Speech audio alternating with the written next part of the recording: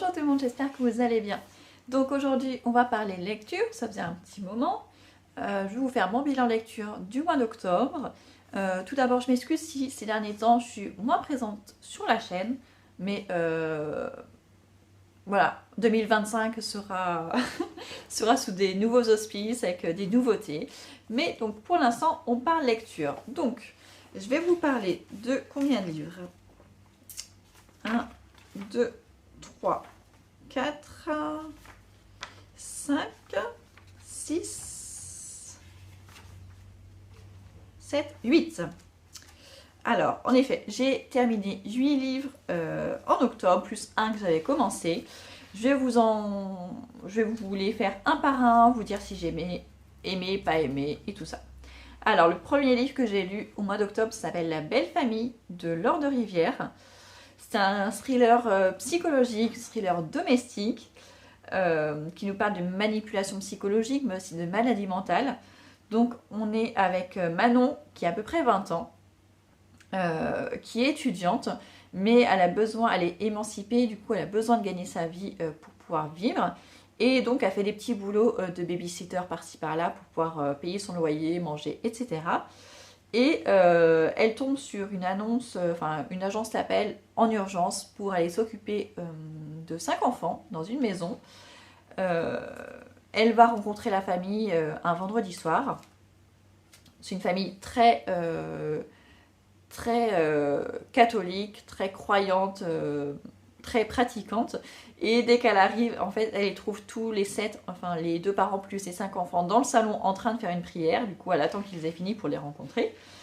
Et donc, elle va rencontrer ces 5 enfants. Cette maman qui est complètement déprimée, qui sort de l'hôpital, qui a l'air très très faible. Le père qui a l'air très charmant. Et en fait, elle passe son entretien, tout se passe bien.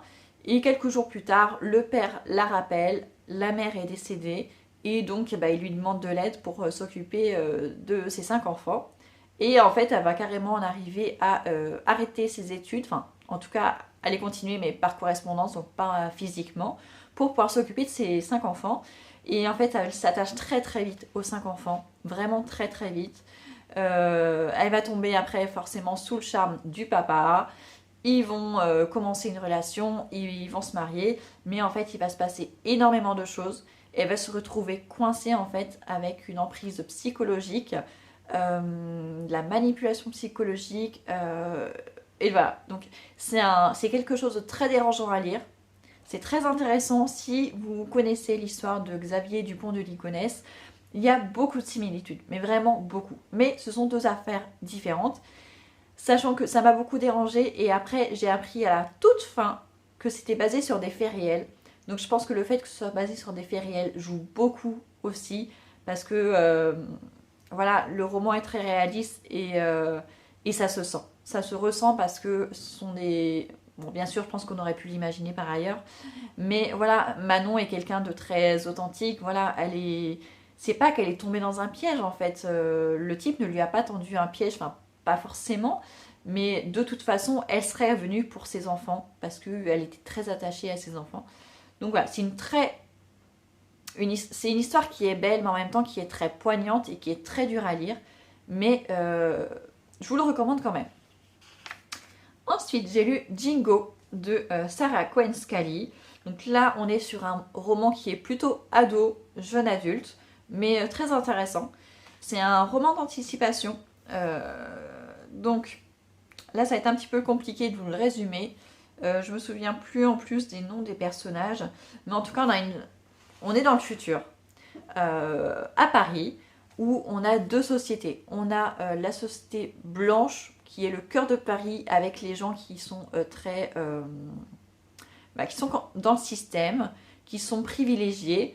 Et autour, on va dire en banlieue, derrière le mur, il y a la cité bleue, où il y a tous les gens qui se sont rebellés contre la société connectée et donc qui ne bénéficient pas du tout du même traitement que dans la cité blanche. Ils peinent à trouver du travail, ils galèrent à manger, à se loger. Enfin, c'est vraiment deux mondes très différents.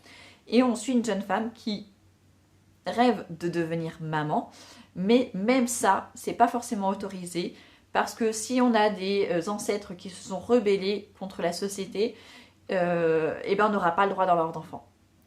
Et même pour adopter, les enfants qu'on a le droit d'adopter, en fait, ils sont choisis par ceux qui détiennent la cité blanche. Et en fait, on découvre que ce ne sont pas des enfants comme les autres. Je ne peux pas vous en dire plus. Mais voilà, on sent qu'il y a une emprise de la cité blanche. Les autres sont vraiment à part. C'est pire que la seconde classe. Enfin, sont vraiment traités d'une manière très difficile. Tout est contrôlé. Il y a des expériences scientifiques qui sont faites. De la maltraitance même, j'ai envie de dire. Donc c'est dérangeant par certains côtés, mais ça pose plein de questions, vraiment beaucoup, parce que en fait le postulat de base, c'est que notre société devient de plus en plus agressive, violente, et en même temps le gouvernement a accès à tout ce qu'on fait sur internet, avec toutes les connexions internet qu'on peut avoir, ce qu'on regarde sur nos téléphones, sur nos tablettes, sur nos ordinateurs, à la télé. Donc ils ont la main mise sur toutes nos connexions et ils peuvent constater que de plus en plus tôt, on est de plus en plus violent. Et du coup, pour endiguer ça, eh ben, on va emprisonner les gens de plus en plus tôt, en fait, dès qu'on soupçonne la moindre violence. Et du coup, c'est pour ça que des gens se sont rebellés quelques décennies plus tôt et qu'ils ont décidé de se déconnecter. Et c'est ça qui a fait qu'on les a exclus de la société. Grosso modo. Donc c'était très intéressant. Je peux vous recommander aussi. Ensuite, j'ai lu La passe au secret de Claire Desriot. Alors là, c'est une vieille histoire de village, dans un petit village dans les Pyrénées. Un siècle auparavant, trois personnes sont mortes. Un couple qui a été assassiné, enfin qui a été retrouvé mort dans sa maison. Et un type qu'on a condamné à la pendaison ou à la guillotine, je sais plus.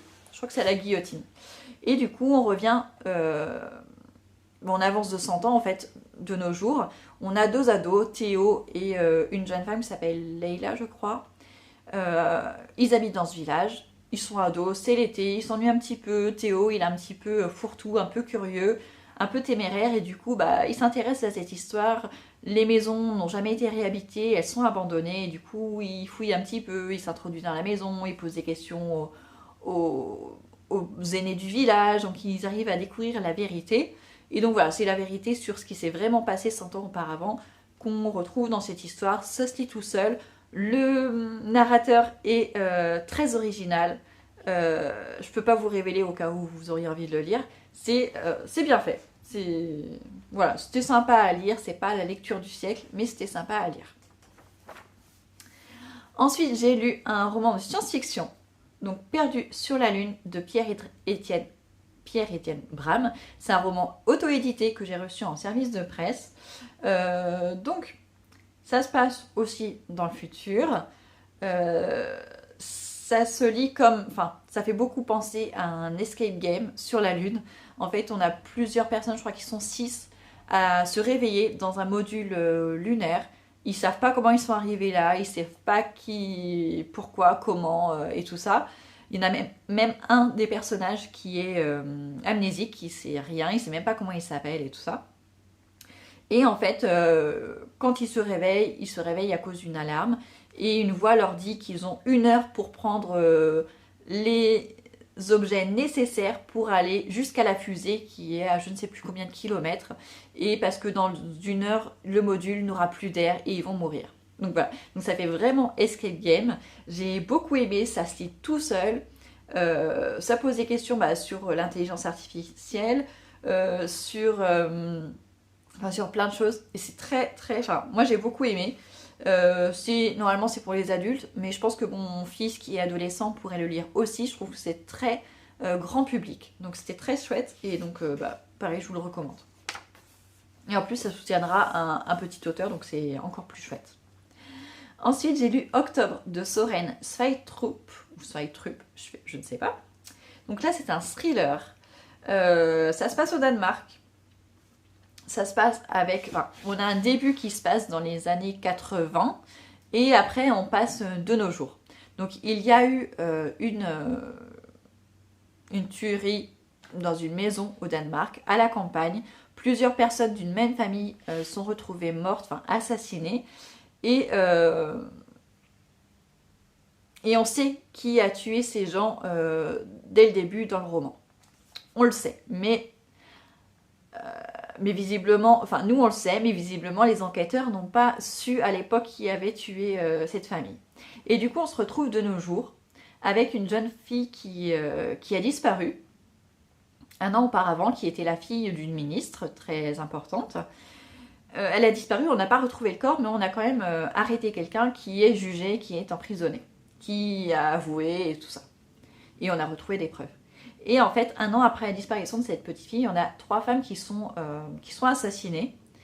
Et à côté de ces femmes qui sont retrouvées assassinées, il y a un petit bonhomme en marron. Et sur ces petits bonhommes en marron, on retrouve les empreintes digitales de la fille qui a disparu un an plus tôt, qu'on dit être morte. Et du coup, ça relance l'enquête. Donc, j'ai beaucoup aimé. C'est un thriller qui est assez long, mais qui est très bien mené, qui est assez lent. Mais moi, j'ai adoré, avec des personnages qui changent un peu de l'ordinaire, qui sont intéressants. Il y a des dualités. Et pour avoir après regardé la série sur Netflix, la série est vraiment très très vof par rapport au livre. Donc si vous n'avez pas vu la série Netflix, ne la regardez pas, mais lisez le livre, il est vachement mieux. Moi j'ai beaucoup aimé. Et voilà, on attend vraiment la fin pour savoir ce qui va se passer, et j'ai trouvé ça très très très bien fait. Ensuite j'ai lu un essai qui s'appelle La fabrique du crétin digital de Michel Desmurget sur la chaîne. Avant cette vidéo-là, je vous ai fait une vidéo sur justement ce livre-là. Donc c'est un essai qui nous explique les dangers des écrans sur nos enfants. C'est quand même assez spécifique. Le livre n'était pas hyper intéressant. J'avais déjà vu plein de reportages, enfin de conférences de ce monsieur et des interviews, donc je savais déjà tout. Je vous en ai fait un petit condensé d'1 heure sur cette chaîne.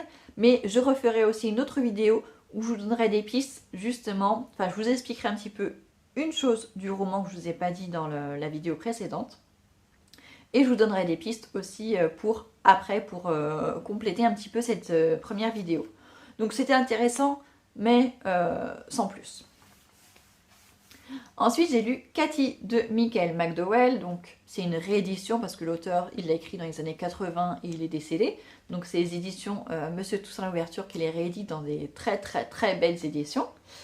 Et donc là, c'est un roman d'horreur.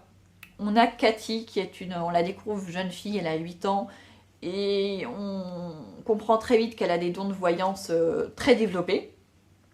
Mais que c'est une psychopathe en fait. Elle adore faire du mal, blesser, tuer. Et on a d'un autre côté Philomela, qui est une jeune femme à peu près du même âge, qui vit toute seule avec sa mère. Elles sont très très pauvres, dans une toute petite ville aux États-Unis, je sais plus si c'est au 18e ou 19e siècle, soit 19e siècle je pense. Et un jour, Philomela va croiser Cathy. Elles vont se retrouver l'une en face de l'autre pour une certaine histoire, notamment à cause lié au grand-père de Philomela. Et à partir du moment où elles vont se rencontrer la première fois, la vie de Philomela va brusquement changer et il va se passer plein de choses horribles pour Philomela à cause de Cathy. Voilà. Même si c'est vraiment une histoire imbriquée, c'est vraiment l'une contre l'autre, le bien contre le mal. Bon, j'ai pas beaucoup aimé cette histoire, j'ai trouvé ça un peu bof par rapport à tout le tapage qu'on avait fait sur cette histoire. Mais après, ça se lit tout seul. Donc voilà. Moi, j'avais largement préféré Blackwater du même auteur, ou même Les Aiguilles d'Or, qui étaient quand même beaucoup plus intéressants. Et enfin, ouais, c'est le dernier. En dernier, j'ai lu Une famille française de Christian Signol. C'est un auteur que j'aime beaucoup. Donc là, en plus, c'est un roman qui est très récent. Il est sorti en 2023, celui-ci. On suit une famille paysanne corrézienne des années 50 jusqu'à nos jours. Notamment, on suit, je ne sais plus si c'est François ou Antoine. Plutôt Antoine. Donc, ses parents sont agriculteurs. Ils vivent dans une petite ferme en Corrèze. Et lui, il adore étudier, il adore les livres, et en fait, il ne veut pas devenir agriculteur comme son père, il préférait faire des études. Avec le soutien de sa mère, ils arrivent à convaincre le père, et donc il part faire des études. D'abord, je pense que c'est à Montauban, on ne dit pas, mais ça va être vers Montauban. Après, il va faire ses études secondaires à Toulouse, et après, il va devenir prof en région parisienne. Et donc, on va suivre comme ça l'évolution d'Antoine, de sa famille aussi, de son petit frère qui reste lui à la ferme et qui va devenir agriculteur et prendre la relève de son père par la suite. Donc on suit d'un côté la vie d'un étudiant puis d'un prof au fur et à mesure des décennies, mais on suit en parallèle la vie de François qui devient agriculteur, qui est confronté à des choix politiques qui ont été faits justement dans ces années-là. Concernant l'agriculture, on voit les bons côtés, on voit aussi les dérives. Et donc c'est hyper intéressant. Enfin, moi, ça m'a beaucoup intéressée. C'est un milieu que je connais bien et qui m'intéresse. J'aime beaucoup en plus la manière qu'a Christian Signol de nous raconter les choses, de vous montrer les choses en profondeur, mais de manière totalement romanesque, et ça se lit tout seul. Et j'ai beaucoup aimé. Donc pareil, je vous recommande, si vous ne connaissez pas Christian Signol, lisez n'importe lequel de Christian Signol, mais notamment celui-ci, Une famille française, et je vous conseille aussi Les Noëls blancs et Les printemps de ce monde qui ont été un coup de cœur pour moi, qui se passent avant. C'est un peu la même histoire, mais à partir de 1900 jusqu'à 1968, alors que là, ça se passe de 1950 à de nos jours, donc c'est un petit peu la suite en fait. Et donc voilà, et après j'avais commencé Dracula, mais je vous en parlerai dans le prochain bilan lecture qui arrivera, peut-être pas tout de suite, on ne sait pas quand. Donc voilà, j'espère que je vous aurai donné envie de lire certains de ces livres et on se retrouve très bientôt. Bonne lecture!